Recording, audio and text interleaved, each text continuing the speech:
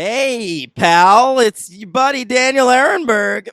And boy, do we have a treat for you. It's episode 46 of the franchise. And we're covering Dirty Dancing and Dirty Dancing Havana Nights with my pal here, HP. Hey guys, what's going on? We sure do have a treat for you. It was a treat for me. Say your name. Oh, like Beyonce type thing? Say my name. Oh, a Destiny's Child reference from the 90-year-old. I like it. Henry Papali welcoming you. Thank you, folks, for tuning in yet again to another episode of The Franchise. Sometimes I feel like I'm a radio DJ from the 90s, like coming at you now with a new collective soul. And like you're like a bar mitzvah DJ. Like you're like, can we get all the grandparents to the dance floor? Thanks. Yeah. I think. Mm-hmm. Yeah. The grandparents to the dance floor. Okay. Yeah. Because I'm old or because I'm Jewish? No, because of your voice. That's what you sound like. I think once the grandparents come to the dance floor, you could play any number of songs from the movie Dirty Dancing. I think you're right. Yeah. Yeah. We'll get to that. Well, let's get to it. Dirty Dancing. Give me this. How about this? Bro. Well, listen, we're covering Dirty Dancing. This is a movie I watched a lot as a kid because I have a sister that's 6 years older than I am. Mm. And I got to tell you, I've never watched it as an adult. The last time I saw it, I was probably like 8. Okay. And something weird that I realized about the music is I know every song from this movie. Me too. Isn't that weird? So like it was just so I will tell you, I had never seen this movie. I have never even seen clips of this movie, and I don't know how that was possible, especially growing up in the 80s, but I never saw it. But I knew the soundtrack backwards and forwards. Yeah. Yeah, so like there's like famous songs from the 60s in this movie, like Big Girls Don't Cry or what does it open with? It opens, I think they're trying to emulate Mean Streets because there's a lot of parallels there. It opens with Be My Baby. Oh, yeah, which, by the way, really good opening credit sequence. Oh, okay. Well, I just think of Mean Streets kind of owns that song for its no. I know, but I like that pink font they use, and I like the how the dancing is shot.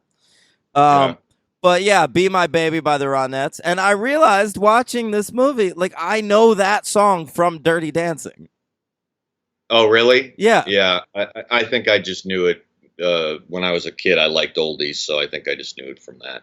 I did too, but what I realized is maybe the oldies that I was liking that we were listening to was like the Dirty Dancing soundtrack. Oh, well, me too. That's very possible that there was a copy of that in my house. I think my mom owned it.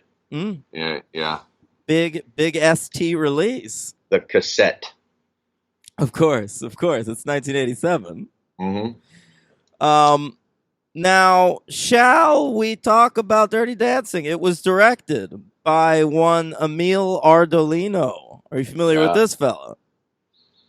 Well, I mean, I had to get familiar with him, but there's not too much to get familiar with. What are you talking about? I don't know. Let's let you talk. Go ahead. He directed another classic movie that we'll cover on the podcast, right. Yeah, possibly soon, in 1992's Sister Act. Correct. And we have an opportunity to cover this guy 3 times on this franchise. Yes, we. Oh, you're right. I forgot about that. I didn't write it down, but now it's all coming back to me. He flat out directed 3 Men and a Little Lady. He sure did, which I believe I saw. I don't think I've ever seen it. I've seen the first one a few times. I remember being a mob storyline in that movie for no reason. Yeah. I'm anxious to cover that one because I recall really thinking that movie was funny probably even to when I shouldn't have thought it was funny. Hank, we could do it next week if you want. We're looking for an episode. Yeah, we'll see. So he's got Sister Act, Three Mental, and then Chances Are, that was like his little dramatic. Is that a Molly Ringwald? It sure sounds like one. You have no idea. I don't. It's not. It's I remember this. It's Sybil Shepherd and Robert Downey Jr. Oh, the great Sybil Shep. She must have been impossible to work with on that set. Why do you say that? I always think about Sybil Shepherd. In the 90s, Chuck Lorre, this TV creator, he created both Sybil and Grace Under Fire. And he said that Sybil Shepherd and Brett Butler were so impossible to work with that's why he created 2.5 Men, so he would only have to work with men. Wow, it turned him against working with women. Yeah. That's pretty severe. I know. Holy shit. Yep. Sybil Shep. All right. Dirty Dancing, written by Eleanor Bergstein. A Jew, if I've ever heard one. And based on her kind of personal story. Yeah, well, she only has 3 writing credits to her name, and her first writing credit is "It's My Turn," which is, I mean, a forgotten rom-com. Never heard of it. Michael Douglas is in it. You should see it. Are you serious? Yeah, he's the lead. Jesus. Never heard of it. Charles Grodin is in it. Oh.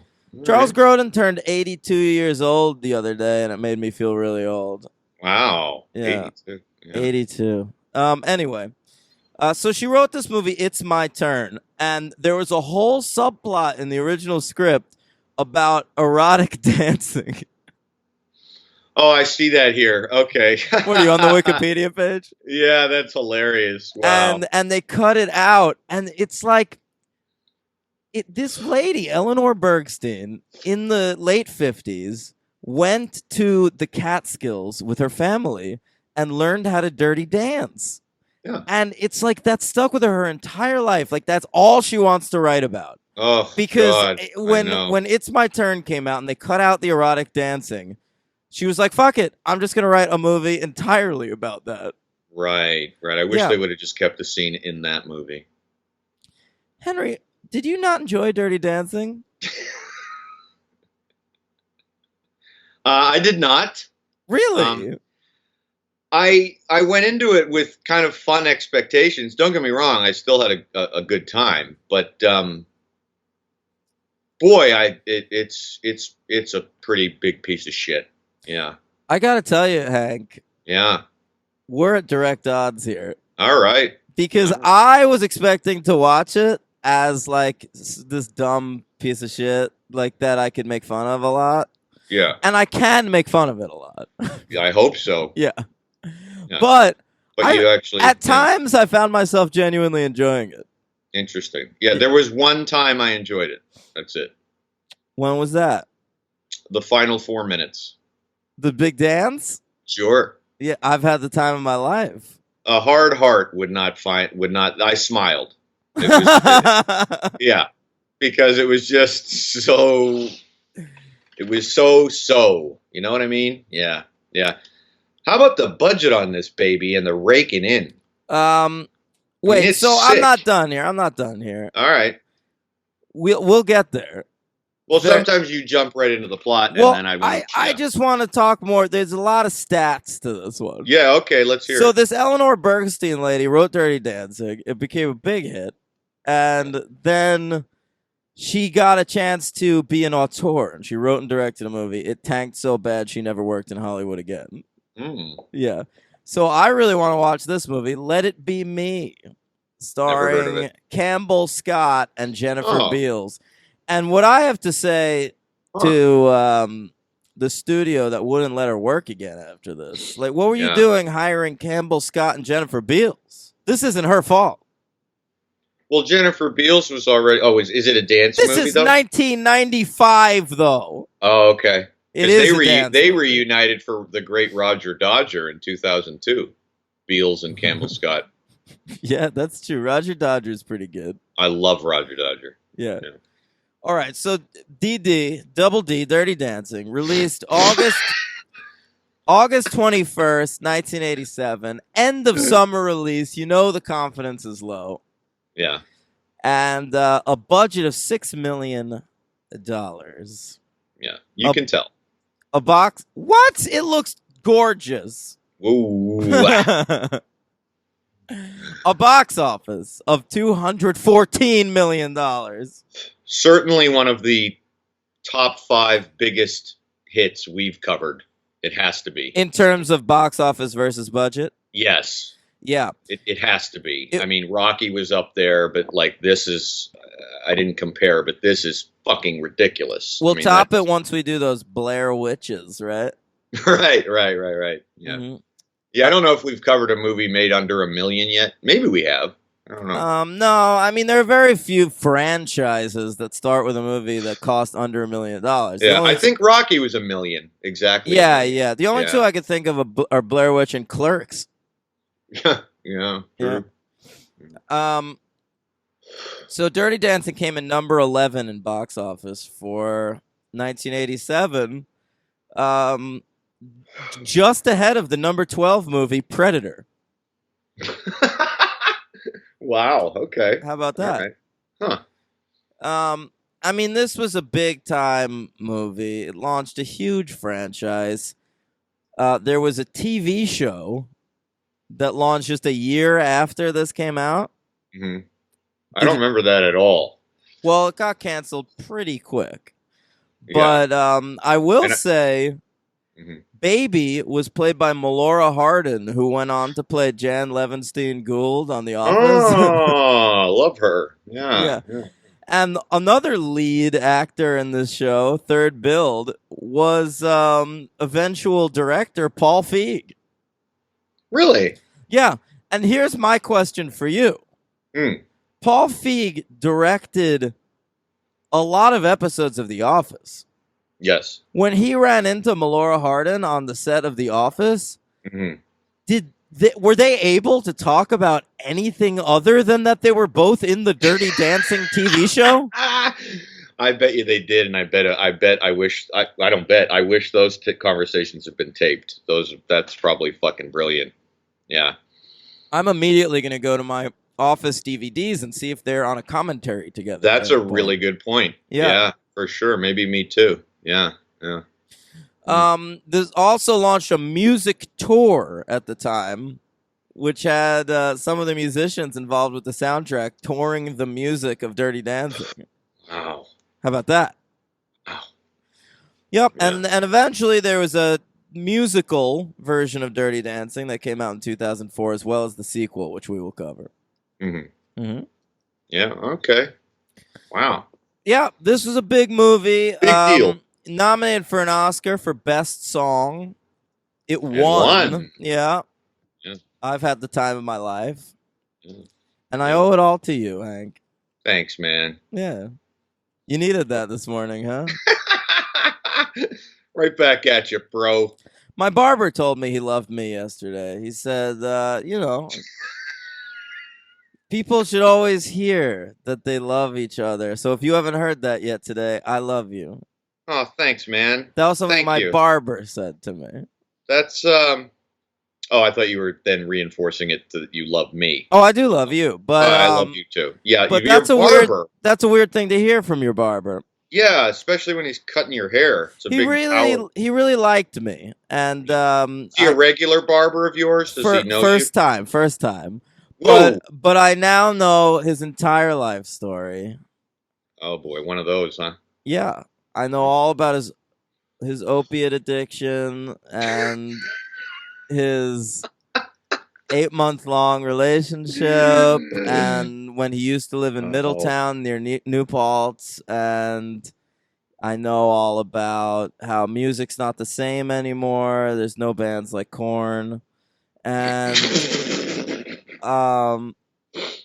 yeah. Huh. Yeah, interesting. I didn't have that many spiritual conversations with my barbers when I was in New York because most of them didn't speak English. But Well, his name was Antonio. mhm. He was tatted up, and he gave me a really good haircut. Well, there you go, Antonio. A little shout out. I'm sure he's listening. Yeah, I hope not. Sure, it's broadcasting in his barbershop.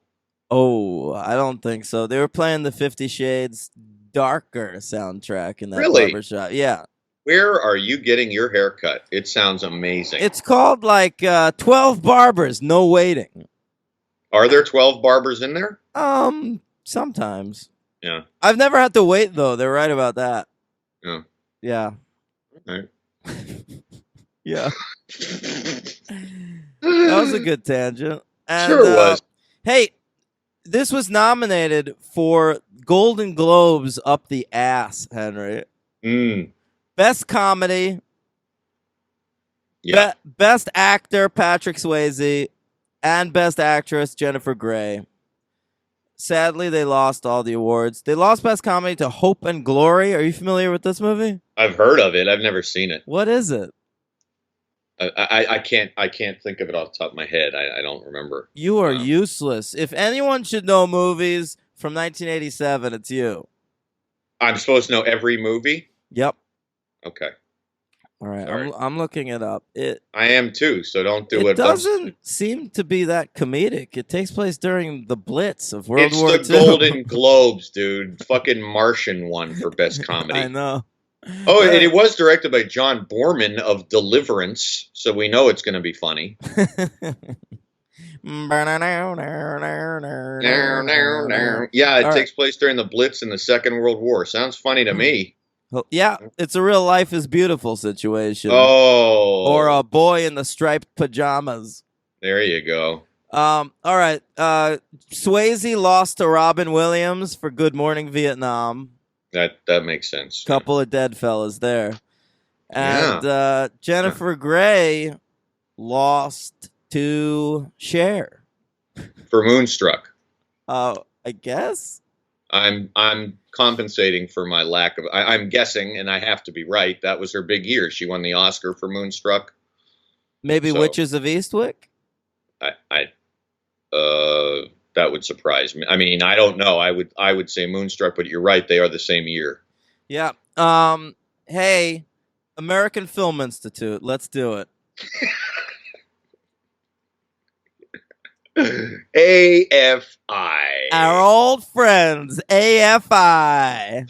Love them. They're my favorite. I want to do an ad for them. Well, let's do it right now. Okay, start. AFI coming to you with their list of 100 thrills, 100 chills, 100 characters, 100 villains, picked by a committee of French guys, a bunch of French. Wait, no, that's the Golden Globes. No, we're doing the American Film Institute with the young Pope voice. Yeah. American. Who votes for the AFI? I still don't know. Oh, it's just a bunch of people hanging around an office with nothing else to do, man. I told you before when you first brought them up like 10 years ago. No, it's all like old actors and directors that have been members for so many years. Is that right? Because I remember when they used to do these programs where like they would count down these lists. They'd always have like interviews. It'd be like number 36, Lawrence of Arabia, and then it'd cut to John Travolta going, "Oh, like, you're hey, right. I saw that movie when I was young. It blew my mind." You're right. That was like a thing on like fucking A&E or something or TMZ. Yeah. But I didn't know that they were the guys who picked it. I thought they were just commenting on it. But you could be. It's nicer to think that it was them picking. Yeah, it would be like tonight on A&E. It's the AFI's 100 best quotes, followed by Inside the Actors Studio with the cast of The Big Bang Theory. James Lipton. Yes. Is Sheldon here with us tonight?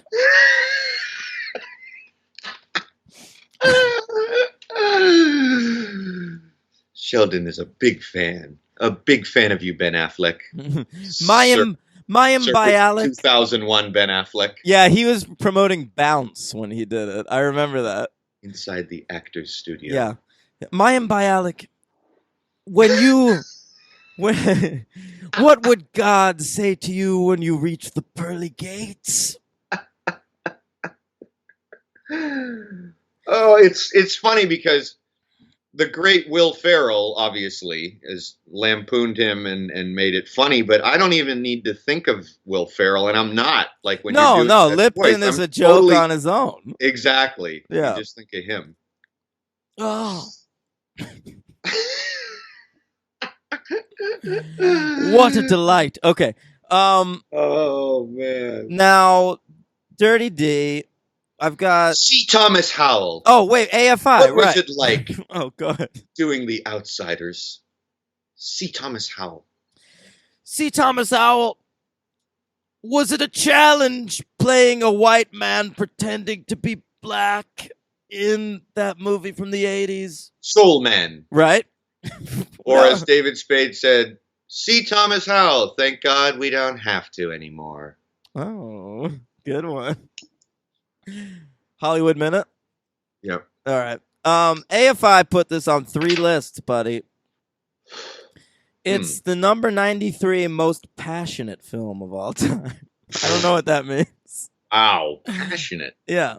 Well, they got fucking categories for everything. They do. Number 86 song for I've Had the Time of My Life. Sure. And the number 98 best film quote of all time. Nobody puts baby in a corner. Yeah, which was not as big a moment as I was expecting it to be. Yeah, I was expecting a big thing, but it did happen at the climactic scene, so I guess that counts for something. Also, she's not really in a corner. That bothered me. It was a window seat, actually. Yeah, it was nice. Yeah, I'd take that table. Me too. Me too. I'd watch Wayne Knight do stand-up comedy from that table. Or my MVP of the movie, Tito Suarez, the tap dancer. He's all over this baby. Yeah. Yeah. All right. have an MVP. He's not really my MVP, but I do love Tito Suarez. He was charming. Yeah. You know what the best scene of this movie is with Tito Suarez? It comes out of nowhere. And it's at the very end when it's like him and the guy who owns Kutcher's. Yeah, I know what you're gonna say. It's based on Kutcher's from the Catskills, which I've been to. My sister, really? Yeah, my sister saw Air Supply perform there. Sweet. And yeah, there's this scene between them where the guy's like, "This might be the last summer. Kids don't want to come up here with their parents anymore, learn how to do the cha-cha and merengue. They want trips to Europe. That's what the kids want." Yeah. It's an end of an era. It's this weird moment where it's like that lady, Eleanor Bergstein, was like lamenting, like, I had such a great summer all those years ago, and it should still be that way. So they had like the only 2 adults in the movie that aren't like villains or baby's parents. Well, he's a villain, that guy. He's pretty much an asshole. He's all right. Oh, I don't know about that. Yeah. He's pretty racist piece of shit. But well, who wasn't? He's talking to Tito Suarez. Yeah, that's what I was just going to say. He wasn't. That's true. Tito Suarez wasn't. Yeah. Now, I gotta tell you the plot of this movie, Dirty Dancing. Please. All right. So it's about this Jew who has to dance so a Rockette can have an abortion.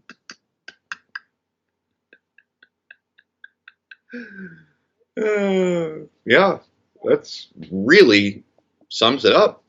That's it. Yeah. JG, Jennifer Grey, she's up there at the Catskills Hotel with her hot sister, who's hilarious. Like, I think legitimately funny. Yeah, I agree. And her dad, played by Detective Lenny Briscoe, right, a.k.a. Jerry Orbach. Shout out to whoever has his eyes these days. I almost was about to drink my coffee and I just missed it. Do you remember those ads on the subway? Just missed it. Was he an eye donation Yeah. advocate? Yeah, there were ads for a while on the subway about that. And who do you think got his eyes? Oh, it's got to be someone who could really see, because Jerry Orbach had some great eyes. I'm gonna say it's Lin-Manuel Miranda. Oh God. Mm-hmm. Oh boy. Walking around with those Orbach orbs. Orbitals. Jerry Orbital. Oh man. Now, and her mom, played by Kelly Bishop, of course. I knew there'd be an of course because I don't know who the fuck she was. So.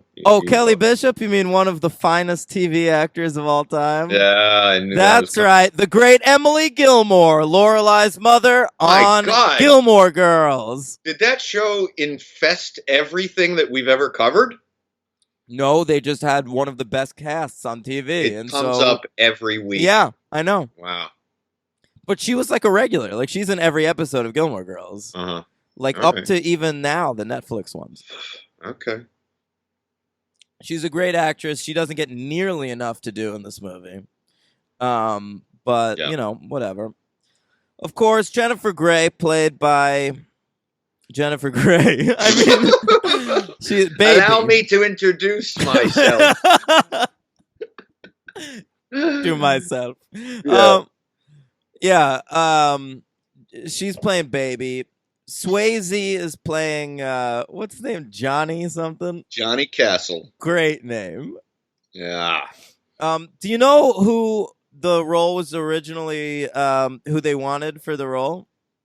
Of Swayze or Jennifer Grey? Of Swayze. I did read it, but I don't remember who. Billy Zane. Yes, that's right. Right. Oh, fucking Billy Zane. Thank you God. like him a lot. You're a big fan of his, Shut up. right? No, thank God I didn't have to sit through that smarmy piece of shit in this movie. The Phantoms. The Phantoms, Billy Zane. Titanic's Billy Zane. Titanic, by the way, I'm going to make a bold statement right now. I know you've never seen Titanic. Correct. But there's a scene in Dirty Dancing that I legitimately think Titanic rips off. Okay. Now, it's the scene where Jennifer Grey, she wants to see what the other side looks like, you know? So she helps that fella deliver those weird, misshapen mutant watermelons. Right. Up, I mean, what are those things? They look like Madonna's tits in the 80s. Yeah, they are Jumbotron watermelons. Yeah. I just mean they're like, ovular, very ovular. Yeah, well, it was the Catskills in 1963. There might have been some water pollution going on there and some nuclear spillage, so they could be, very well be mutant watermelons. Oh, GP, good point. Yeah. Now, she goes and she sees like what the poor kids are doing, and they're having a great time. Yes. They're hanging out in this cabin, just dancing. Professionally dancing. Yeah. Now, I mean, very good dancers. But hey, to be fair, they're hired to be dancers. Like they are professional dancers. Some of them are just busboys and. But I'll say there's the scene in Titanic where like, Kate Winslet goes down to like the poor people's quarters with Leonardo DiCaprio, and they dance, and it's a real poor people party. And it's just like this. I'm telling you. Like a class structure thing going on. Yeah, but like it's exactly related to like this rich girl going to check out what the poor people dancing looks like. Well, I'm sure James Cameron that makes perfect sense that he would have ripped that from this. I mean, would that surprise you? No. No. He's a ripper offer. Hey, They finally announced the release dates to the Avatar movies. Oh, great. Yeah. I think they said Avatar 2 is 2020, Avatar 3 is 2021, Avatar 4 is 2024, Avatar 5 is 2025. That's fantastic. So get pumped. Yeah. For all your Na'vi action. Na'vi on Rose. Never saw Avatar. It's so funny. You love James Cameron, but Will two. you stop saying I love James Cameron? You do. I like 2 of his No, movies. he has more than 2 good movies. But I only like 2 of them. He has 4 good movies. Go ahead. Aliens. Yeah. Terminator 2. He has 5 good movies. And True Lies. Yeah, and The Abyss. The Abyss is okay. You said that like me and Brett Ratner. Stay tuned. No, I love Aliens and the first Terminator. I've never been on the Terminator 2 gushing bandwagon. Oh, Terminator 2 is amazing. No, it's very good, but I don't have like a great personal. I know a lot of my buddies love that movie. I've only seen it twice. I watched it when I was 10. Yeah, and then I watched it again when we lived together, and I loved it. Yeah, it's okay. James Cameron's done two movies I care about. And really just one, honestly, Aliens. I mean, the Terminator I never need to see again. Yeah, so. Well, we will. Yeah, of course. For the podcast. Yeah. Now, Jennifer Grey plays Baby, who's a very interesting character. She seems to have some kind of incestuous love affair with her father. Yeah. They're very close. They're too close. It's a little odd. Her name is Baby. Of course, there's narration in this movie, though. So there's that great, like, opening narration where she's like, it was the summer of 1958. 63. No, oh, yeah. Sorry. I'm talking about the prequel, Dirty Dancing Havana Nights. Yeah. The summer before, she goes, the summer before Kennedy was killed. Yeah. When people called me baby and I was too oblivious to mind or something like that. Yeah. Which, by the way, now, apropos timing, talk about timing. I saw a preview last night at the cinema where she is now no longer the only movie character named Baby and referenced as your name is Baby 1,000 times. There's a new movie by your boy Edgar Wright. Oh, Baby Driver. And his name is Baby, and they make puns on the fact that his name is Baby. It'll be a great movie. Never trust a trailer for an Edgar Wright movie. No, I'm just saying Baby is no longer just Jennifer Grey. Oh, well, it'll always be Jennifer Grey to me. Yeah. And Jennifer Grey is, pardon the pun, but great in this movie. Oh, my God. All right? Ooh. Now, she was cast on the basis of a screen test with Swayze. Now, they had previously worked together in Red Dawn. Yeah. But they hated each other, apparently. Yeah. But the chemistry was blisteringly hot. And Jennifer Grey in this movie, I think, is just sexy and funny and beautiful, and she dances charmingly, and I love her. She's my MVP. Yeah. You don't like her? I don't mind. It all ties in with my LVP. It's not. I like Jennifer Grey. I like the Swayzer. It's just she. Should I just say my LVP because it'll just keep coming up? Go ahead. It's Eleanor Bergstein. Oh, the writer. Okay. Yeah, the writing in this movie is just so fucking horrible. I agree. I think the direction kind of saves it. Yeah, the direction is fine. I mean, it's the writing is just so bad that I couldn't really judge whether it was a good performance or not because it's so fucking awful. It's a great performance, and she just looks. I don't know. There's something about Baby that is just hot to trot. Like, I agree with that. Like, you look at her and she's just fucking ready. Yeah. Like, she's ready to get fucked this whole movie. Oh, my God. Look at her face. Every time she looks at someone, it's like, are you thinking about fucking them right now? Mm-hmm. Mm-hmm. Yeah. She's got hungry eyes. She's got thirsty eyes, my friend.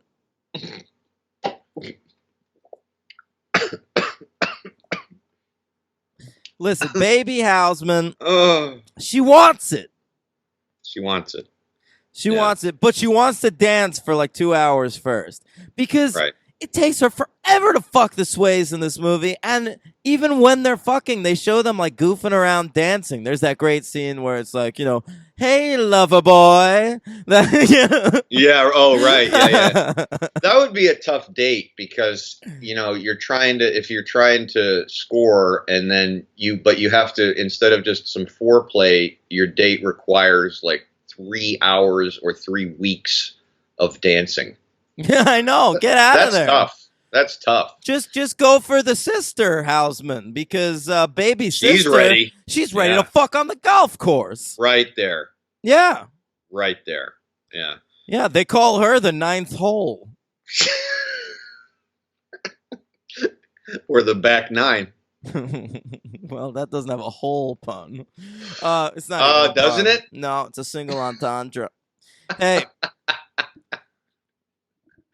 Swayze looking great in this movie, rocking that classic 1963 mullet look.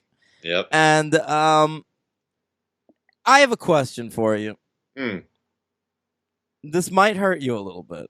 Uh-oh. Is Patrick Swayze a good actor?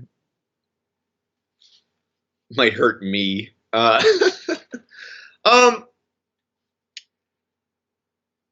think he is.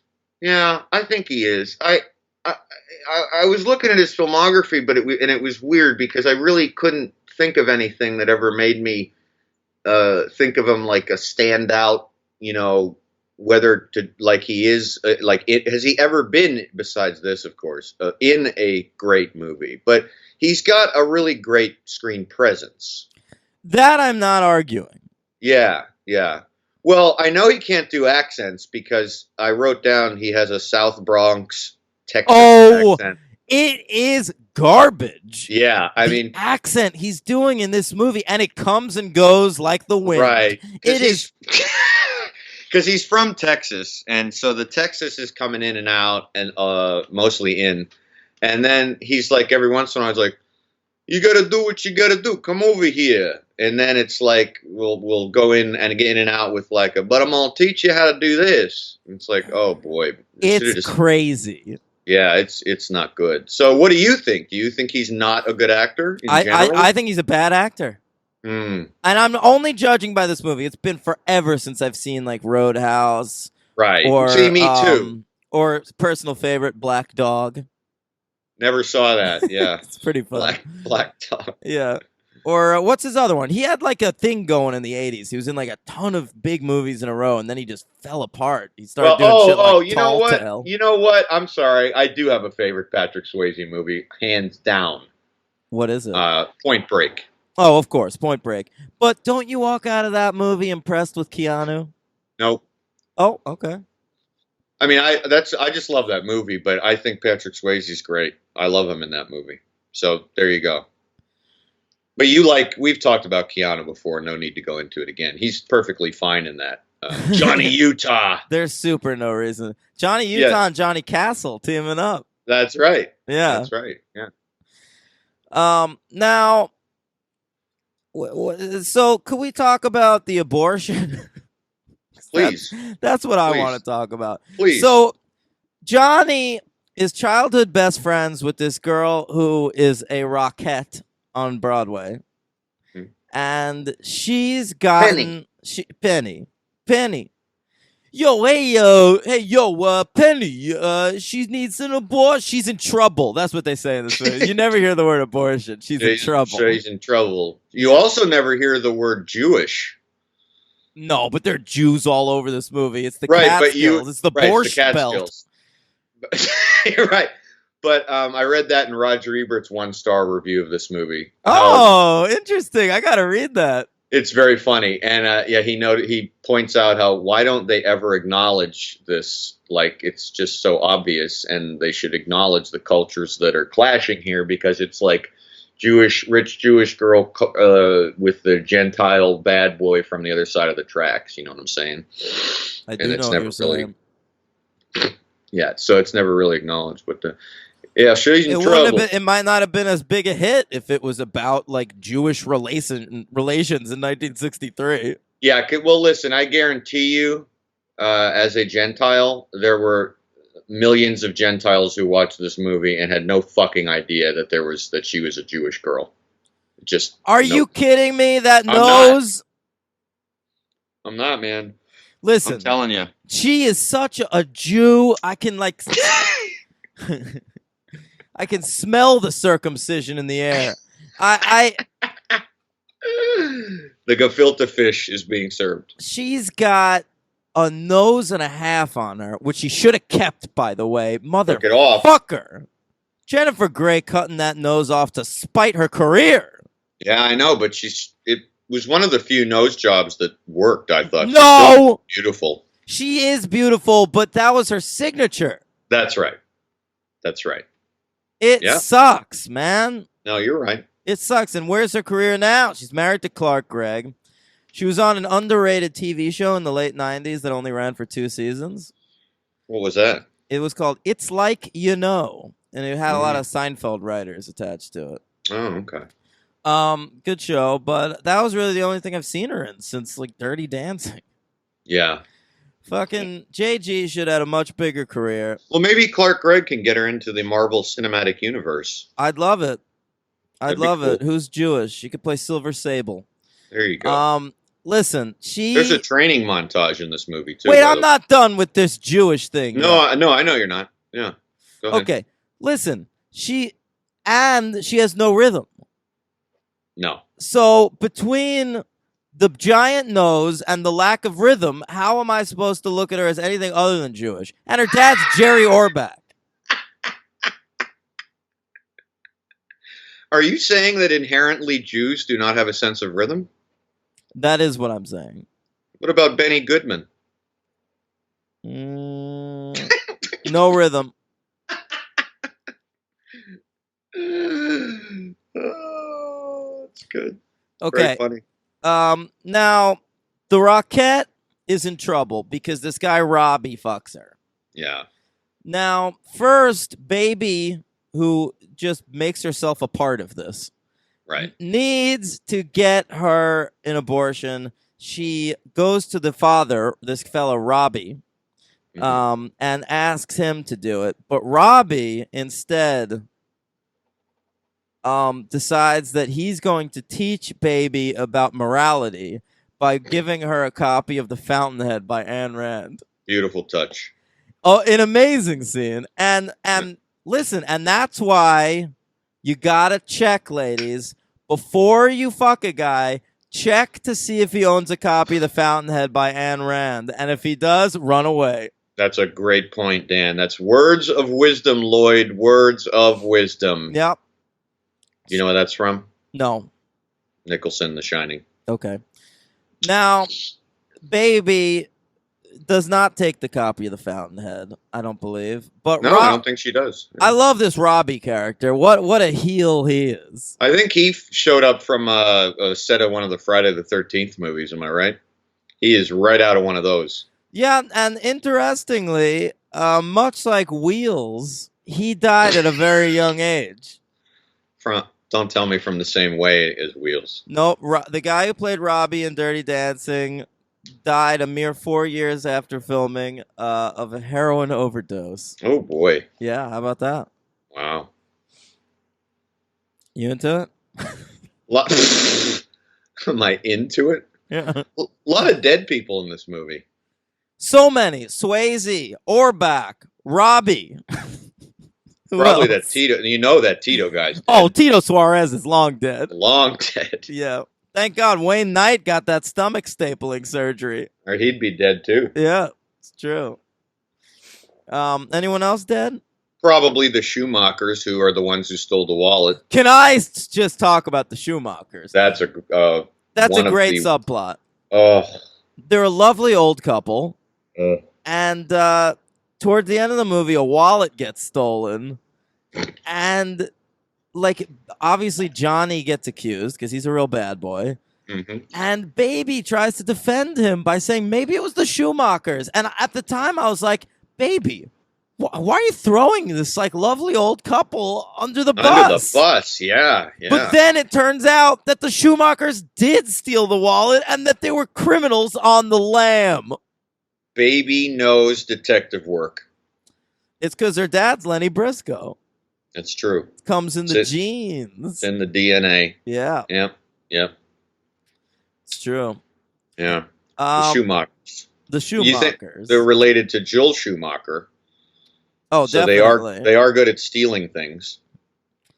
Yeah. Joel Schumacher, of course, also a criminal on the lam. For stealing the Batman franchise. Yep.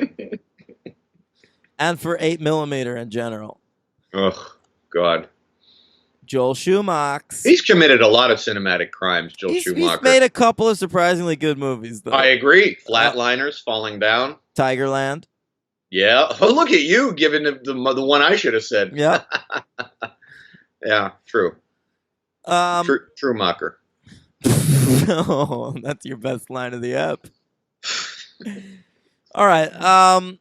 I feel like I have so much more to say about this movie. Well, look at your notes. I am. I've said all the notes, but when I was watching this movie, I was on fire. Yeah. Yeah. I almost called an emergency podcast during this movie. I felt like we should record right after I watched it. But I didn't know. I felt that way too. I watched this on Thursday afternoon, and I was losing my mind. Yeah.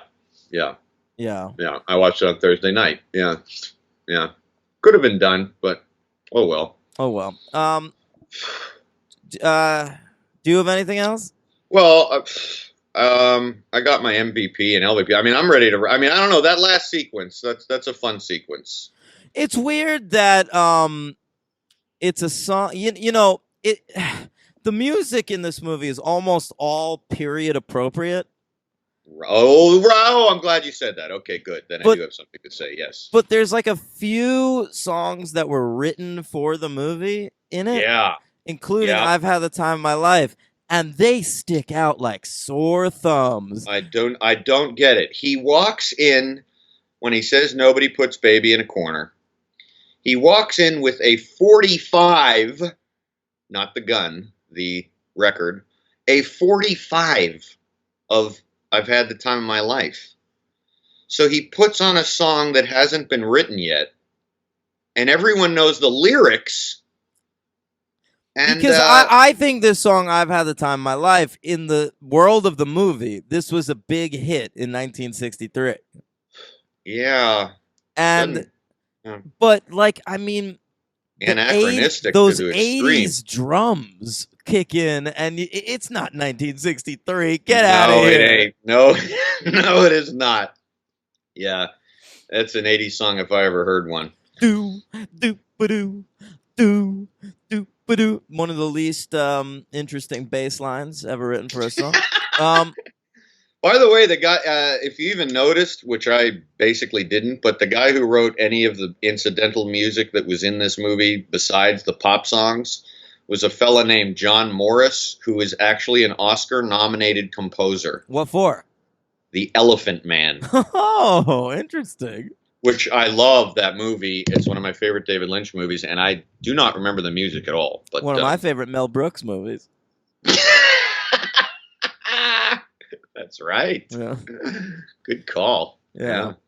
Not well. Yeah, I guess a lot of film buffs know that he produced that, but probably I don't even think he put his name on it though. I don't know.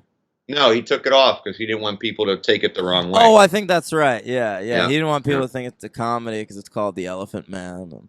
Right. Yeah. Now in that final scene, I think Patrick Swayze is a piece of shit because they're like singing a song to like wrap up the camp season, and it's like this nice number. Baby sister's up there, you know, trying to impress her daddy because everyone in the Houseman family is just trying to fuck Jerry Orbach in this movie, and like Swayze gets up there mid-song and puts on his record so he and Baby can dance. Yeah, he couldn't have waited 1 minute for them to finish their number. Well, you know, I was glad he did it because I wanted the number to be over. I mean, maybe the audience might have felt the same way who was sitting in that Catskills lounge. I just think it was rude. It seemed like they worked hard on that number. Yeah, it's true. They probably did. A lot of blood, sweat, and tears. Ooh. Completely no reference for that in this podcast. Yeah, all right. Whatever. 4 stars out of 5, of course. Wow. Yeah. I'm going to go ahead and give it a 2. Okay. My LVP is Eleanor Bergstein. And my MVP is Penny, Cynthia Rhodes. Oh, you liked her. She's a good dancer. She's the Rockette that gets an abortion. Right, and I thought she was a kind of a good performance there. I felt bad for her. I thought when she's like huddled in the corner of that kitchen and she's shaking out of fear, I thought that was effective. It is. It's pretty sad. Now, this abortion, they hire a doctor. Like, he's a New Paltz doctor. That's what they call him. And it's a back alley and doctor. They pay him $250 to do this abortion. Yeah. And they said all he had was like a table, a folding table, and something else, right? Yeah. Like, what was this abortion? Oh, it had to be wire hanger, right? I would think so, because the great part about that scene is when Orbach comes in and, asks everyone to step out, and then he comes out and she goes, she's going to be fine. And then she says later, I'll still be able to have children. So did Jerry Orbach does he carry around like an ultrasound machine with him? Like, how does he know? I mean, that must have been a very thorough gynecological exam. Listen, he's eyeballing it. We know that he's got great eyes. Good point. Yeah. So he can see up through her vaginal canal and tell that it's all going to be okay, even though she had a butcher in there. Yeah. Yeah. How does a wire hanger abortion work, Henry? I don't really want to get into it. Is it like fishing? Do you have to hook the baby? Air.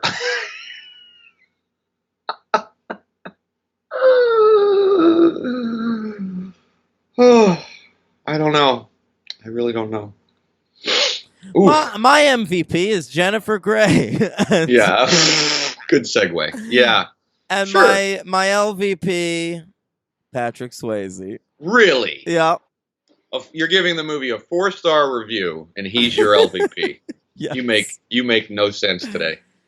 I also want to give a shout out to Kenny Ortega, the choreographer of this movie, who has had quite a career. Are you familiar with Kenny Ortega? Go for it. He's a director now.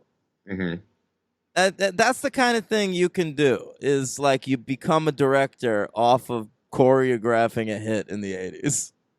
Yeah. So what did he do? Kenny Ortega has directed a lot of stuff. He directed Newsies. Oh. All right. Unseen by me. Hocus Pocus. Unseen by me. What else? All the High School Musical movies. Definitely unseen by me. This Is It, that Michael Jackson documentary. Also unseen. And of course, just so you can give me shit, 12 episodes of Gilmore Girls. Wow. There you go. So you're quite familiar with Kenny Ortega. Well, I know him from the High School Musical movies because that was like a big deal at the time. Like that the High School Musical movies were such big hits and they were directed by the Dirty Dancing guy. I remember those fucking soundtracks. You remember selling those? Oh, they were big. They were big. Oh, boy. Yeah. Who's your favorite High School Musical person? I don't know any of them, so I don't know. It's obviously Ashley Tisdale. Hey, now, can we cover those movies? No. Yes, we can. Yeah, substitute host. We'll get Ed McMahon. No, we got to do the High School Musicals. All right. All right. Thank you. That's why mute buttons exist on TVs. I do have a superhero count. Oh, what is it? It's one person, and it's a franchise crossover, and I looked back at my old notes, and I didn't include him, and I don't know how I missed him, but Wayne Knight. What was he? Wait, Basic Instinct. Oh, yeah. And I don't think I flagged them up before when we did Basic Instinct. It might have been the early stages of my superhero counts, so I wasn't as thorough. That's episode 4, I think. Yeah, so I wasn't as thorough. But he was in Punisher Warzone. He was? Yeah, and he was in a cartoon version of Green Lantern. Who'd he play? Black Green Lantern? No fucking idea. Somebody useless. But yeah, Wayne Knight, Punisher Warzone. I think he played someone called Microchip.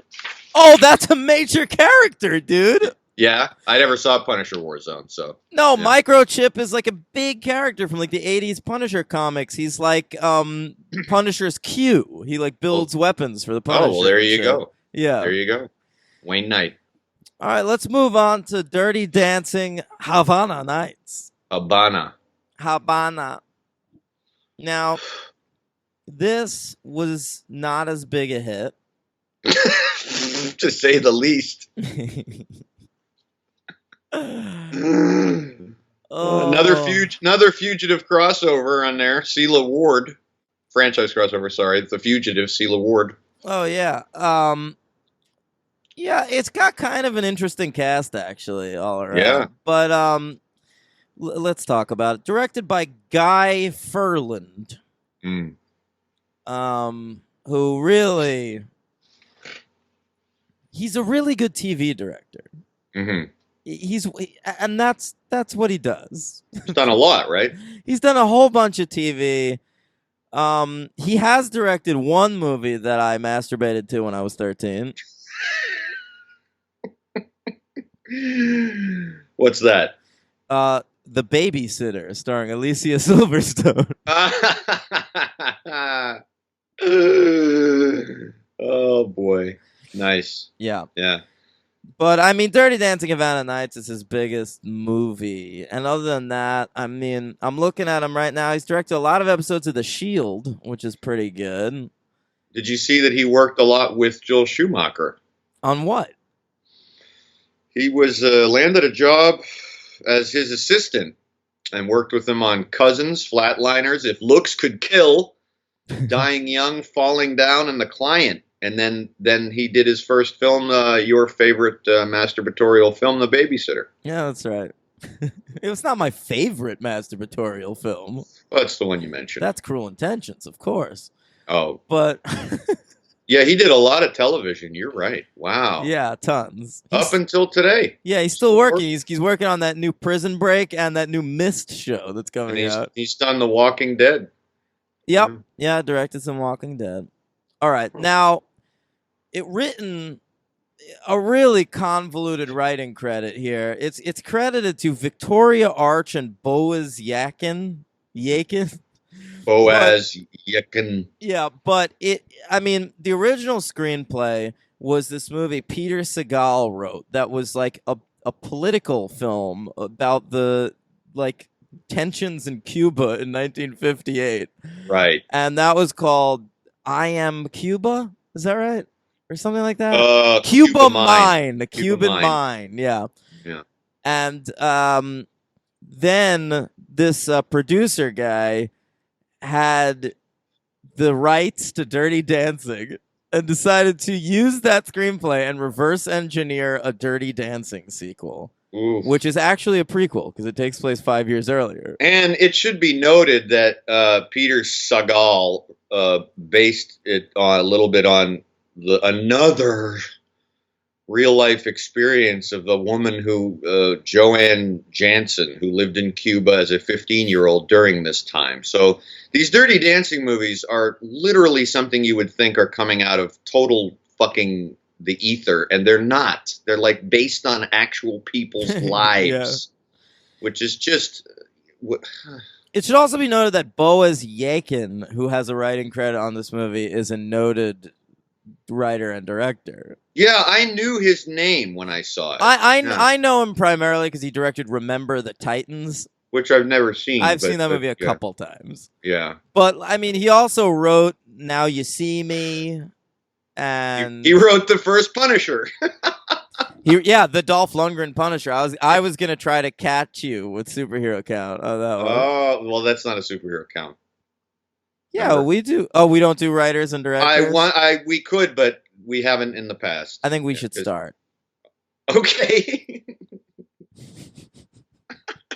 For our 1-year anniversary as a podcast, we'll start including everybody. Yeah. You know what else Boaz Yakin famously? He was attached for a while when Darren Aronofsky was attached to direct Batman Year One. Mm. This guy was going to direct a version of a live action adaptation of Batman Beyond. Huh. The cartoon. Yeah. Wow. All right. So Dirty Dancing Havana Nights finally released February 27th, 2004. They didn't have confidence in this baby. February, a dump month. Yep. Budget of $25 million. Box office of $25.7 million. Oof. Ow. A dud. I don't even remember this coming out. I do. I very much do. I don't. Yeah. I was in college, and I just don't even have no idea, no recollection of this coming out. Box office for 2004. This comes in at a sweet number 126. It did slightly worse than Soul Plane. Soul Plane? You remember that movie? No. What are you talking about? It's like, it's like a black comedy that takes place on a pimped out plane. Mm. And, it's like, it's covered in like pink fur. You don't remember this? Guess it made it under my radar. I saw it. Snoop Dogg is in it. I want to say Bernie Mac is in it, but maybe I'm being racist. Cedric the Entertainer's in it. Yeah. D.L. Hughley. Martin Lawrence. No. Yeah. Now, it did slightly better than New York Minute. I don't remember that either. That's a movie with the Olsen twins. Oh, okay. Andy Richter is in it. I once tweeted at him about it, and we ended up having a conversation on Twitter about his performance in that movie. That's cool. Yeah. So this baby comes out. It takes place in 1958 during the Cuban Revolution. It's about a rich girl played by newcomer Romola Garai. Yeah. I mean, I don't know why they cast her. She's such a fat piece of shit. Oh, Jesus Christ! I'm joking. She's my MVP. No, mine too. She's great. But have you heard about the fat shaming that went on during this movie? Yeah. How could you not? It was everywhere when I looked her up. Yeah, I was. I mean, I wasn't being serious about that. She's actually a beautiful young woman. She is. Yeah. And she, by the way, unlike Patrick Swayze, is doing an accent that totally works. She's a British actress. She is a Chinese-born, British-parented Jewish girl playing a wasp. Yeah. So that's pretty impressive. And it's a good performance. Yeah, so every once in a while, her Chinese accent comes out. But I let it go. It's pretty good. All right, that's your best line of the podcast. She's from Hong Kong. So, Romola Garai. This is her only American film. She went back to England after this. Yeah, she was done. Yeah, she couldn't deal with. She said something like, she told the producers, like, if you want me to be that thin, why didn't you just hire Kate Bosworth? Ooh, yeah. Great line, though. Yeah, it's pretty good. Yeah. But she's good. She still works. She was in that show, The Hour, with Dominic West, which was good. And, but, she hasn't had that huge a career. She's struggled since Dirty Dancing Havana Nights. Well, yeah. Unlike her co-host, the Patrick Swayze of this movie is Diego Luna, who has had a very good career. Yeah. What have you seen Diego Luna in? Y Tu Mama Tambien. That's his best role. If you ever want to see Diego Luna having a very steamy three-way sex scene, check out Y Tu Mama Tambien. And most recently, I saw him in the Star Wars Rogue One. He's in that. He's in Elysium. That's right. He's Sean Penn's gay lover who kills himself in Milk. That's right. Yeah, He's done well. he's had a big career. I've always liked Diego Luna. I think he's a good actor. Yeah. He's all Um, right. I get him mixed up with guy. I think Gael Garcia Bernal from Y Tu Mamá Tambien is the better actor. Yeah. But Yeah. Diego Luna's good in a certain type of role. I do think he's miscast in this movie. Is that because he's actually Mexican and not Cuban, or Well, no? that, but also just because I think you like Diego Luna's better at playing like a beta male type. And this Right. this That's requires a sure. real alpha. That's true. That's true. The guy who plays his brother in this movie was cool. He should have. He maybe would have done a Yeah, different job. Rene Lavon. He was pretty good. Mm. Um Now the parents are Celia Ward and Mad Men's John Slattery franchise crossover. 2/5 of the cast are madmen. Yep. If you ever want to see Diego Luna have a steamy 3-way sex scene, go check out Y Tu Mamá Tambien. If you ever want to see January Jones call someone a stupid spick, check out Dirty Dancing Havana Nights. That was my first note. We waste no time getting the word spick in there. Nope. Yeah. A frosty line, am I right? Oh, superhero count, right? Emma Frost. Mm-hmm. What else? What's the plot? I mean, it's Dirty Dancing, but in Cuba. That's all it is. The same fucking It's plot. it's a remake. It's a remake. Yeah. And that's it. You get a little bit of there's a lot of Godfather, reminded me of the Godfather in no way, except for the end. I was thinking, where's Fredo in all this chaos? Explain. If you remember the end of Godfather 2, it's a lot of chaos in the exact same time period on New Year's Eve, with everyone running for their lives and Fredo running around after Pacino kisses him and says, his famous line, "You broke my heart, Fredo." And it was very similar. You broke my heart, Fredo. You could have been a contender. Stella! Go on. Good one. Crossing over everything. Yeah. Yeah, I think Guy Ferland or the 4 screenwriters who are my LVPs, all 4 of them, had watched The Godfather and figured, hey, maybe we can salvage something. I feel like we can't give Peter Segal shit. No? No, let's give the other 3 screenwriters LVP. But that guy wrote that Cuba Mine movie, and supposedly not a single line of dialogue in Dirty Dancing Havana Nights is his. Oh, is that right? Yeah. I'm going to posit a theory. Hit me. This is definitely like a personal thing here, but see if you agree. I don't think you will, but we'll see. I wrote a note that dancing is just boring to watch. Period. Now, I disagree because, I mean, I could watch... I've always thought that. I could watch like a Gene Kelly movie. And I have fun watching the dancing in original Dirty Dancing. I think the dancing in Dirty Dancing Havana Nights is boring, and I think part of the reason for it is it's too dirty. Like Diego Luna is just feeling this girl up the entire movie. Like that's all it is. My favorite dance move that is used a number of times in Dirty Dancing Havana Nights is I call it the cleavage sniff. Because he just leans her back and everyone's just sweating and he just sticks his face in her cleavage. Yeah. They're motorboating. That's like a dance move. The motorboat. The motorboat. El Motorboto.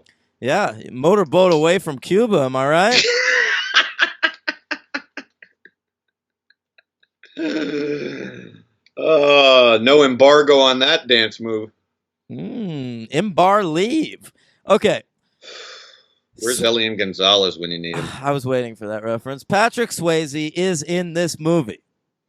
He is 17 years older, but playing 5 years younger. No, he is definitely not playing the same character. If you go by the movie's credits, he is simply dance instructor. Yeah. So if you go by the Wikipedia credit, he is literally credited as Johnny Castle. I don't think it's true. And that's why IMDb is better than Wikipedia. Yeah, no, I know. I just thought it was funny. No, he's just playing. And he looks great, but I mean, he ain't gonna pull that off. He looks great. He's 5 years from death. He's in this movie a lot more than I was expecting him to be. He's not 5 years from death. Yes, he is. He just died a few years ago. In 2009. Did he really? Yeah. That long ago? Yeah. Oh boy. Yeah. Okay. He's like all over this movie. I thought he'd have a cameo, like one line or something, but he's in like, he even comes back in like the final scene, like, look at them, they're dancing quite well. I read that in the original Dirty Dancing, he was paid $200,000, and for this, do you know how much he was paid for this? How much? $5 million. That's insane. That's 1/5 of the budget of this movie. It's true. They felt like no one was going to see this without Patrick Swayze being in it. And they were right about the first half of that sentence. Yeah, this movie sucks. This movie sucks. Did you know they originally offered the lead roles to Natalie Portman and Ricky Martin? No. Wow. Yeah. Wow. Natalie Portman, kudos to you and your agent for turning that one down. Yeah, in 2004, you thought you could get Natalie Portman. What did she turn you down and then do Closer instead? she's definitely Dirty Dancing in that movie. Oh yeah. Oh, Nelly. Yeah, I mean Natalie Portman, even in 2004, she's already in the Star Wars franchise, so forget about it. Padme, I love you. Your life is so coarse, like the sand between my fingers. All right. Sorry. Yeah. Well, there's equally bad dialogue in this movie. Oh, it's a horrible movie. I mean, and I was bored. Me too, man. I was super bored watching this movie. Because it didn't even have the kitsch factor going for it. It just and I thought it would. I thought it'd be fun to watch based on that. Yeah. But like, no, I really had a lot of fun watching Dirty Dancing, and I had no fun watching this. Yeah, I agree. Every so often, I'd get interested for a second. It was fun when Maya showed up. That was funny. Yeah, just to sing. The peak of her powers, right? No, the peak of her powers was definitely Bulworth. Oh, I was actually thinking of it like Moulin Rouge. She had that big hit remake. Oh, good point. Yeah. But Bulworth was Ghetto Superstar. Oh, right. Mm-hmm. Good call. That is what you are. Ghetto Superstar. Yeah. That's what you are. Yeah. So, I mean, that's really all I got. Yeah, there's not too much to say. My MVP is Romola Garai.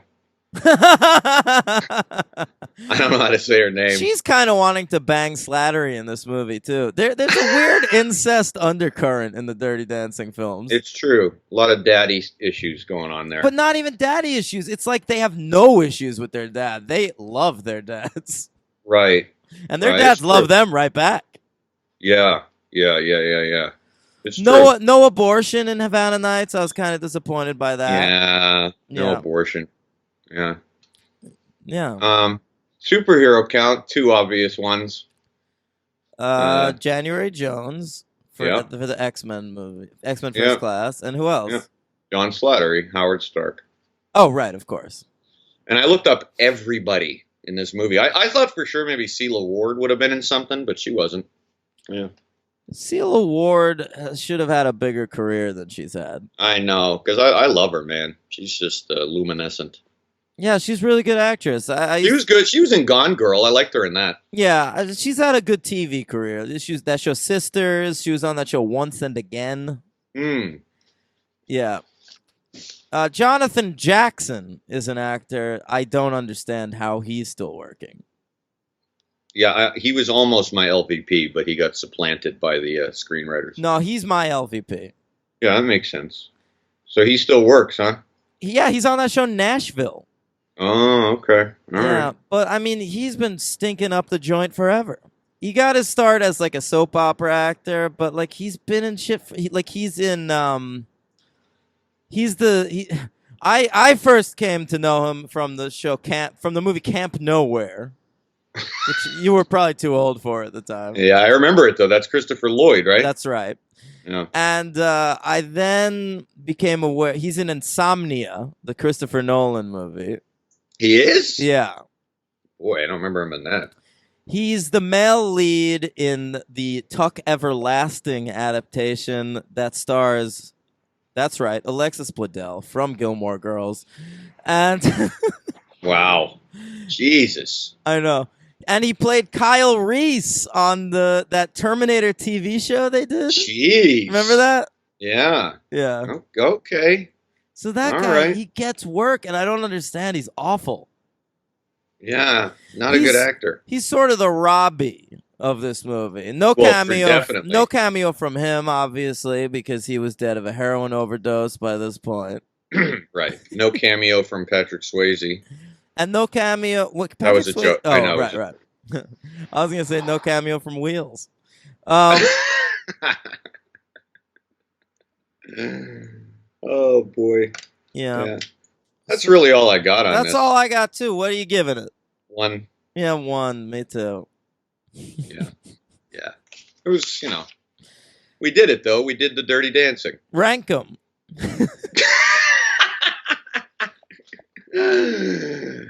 Dirty Dancing, and then Dirty Dancing, Havana Nights. I agree. Now, we'll be covering the Dirty Dancing franchise again in just a couple months. We will? Yeah, I have been keeping this a secret from you, Henry. Are you ready for this hope so. Great bit of news? I hope so. May 24th, 2017. ABC will be airing a 3-hour remake of Dirty Dancing. And we will watch it and cover it as a bonus episode. Really? Will we? We will. You don't want to just watch it and then give a report? Nope. So I have to watch it. You might want to watch it after I tell you about this cast. Okay, let's hear it. All right. Baby will be played by your girl and really my girl. That's right. Abigail Brez. My girl. Abigail Breslin just turned 21. I used to hit on her all the time at Barnes & Noble in Union Square. Okay. Remember that? I remember she was a frequent customer. Yeah. Yeah. Loved her. And her brother, Spencer. The parents are played, I don't know, Bruce Greenwood is the dad. Mm-hmm. And the mom is Deborah Messing. And I'm supposed to be excited about this. Okay. Hear me out. The sister will be played by Sarah Hyland from Modern Family. No. Okay. Penny. You love Penny. Mm-hmm. She will be played by Nicole Scherzinger from the Pussycat Dolls. Mm-hmm. Okay? Okay. All right, now I got you. Are you ready for this? Better. I think I might get you with this. Okay. Tito Suarez. All right? Uh-huh. Will be played by Billy D. Williams.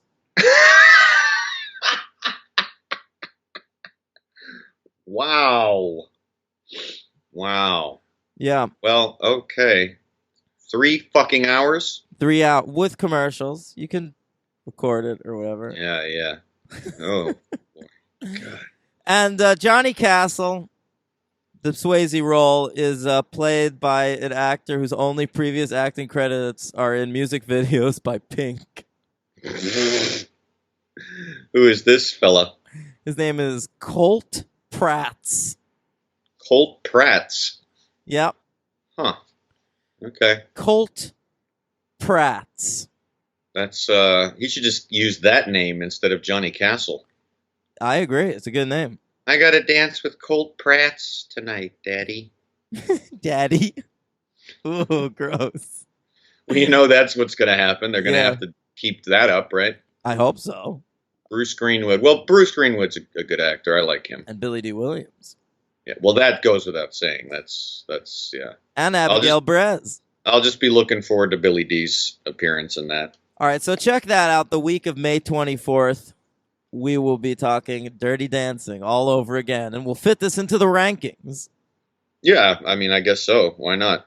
Yeah, for me, it could be number one.